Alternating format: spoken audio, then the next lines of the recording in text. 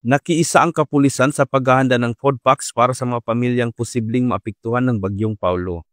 Dumating na sa DSWD Field Office 1 Regional Warehouse sa Biday, San Fernando City, La Union, ang tinatayang 3,400 family food packs na karagdagang stockpile mula sa National Resource and Logistics Management Bureau.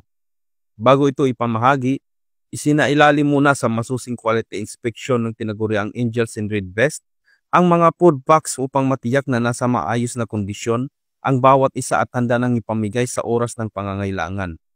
Bahagi ito ng buong bansa handa program ng DSWD na naglalayong tiyakin ang kahandaan ng pamahalaan sa mabilis at agarang pagtugon sa anumang kalamidad sa pamamagitan ng maagang paglalagay ng mga pagkain at pangunahing pangangailangan sa mga regional at satellite warehouses, pati na rin sa iba't ibang pre-positioning area sa buong rehiyon.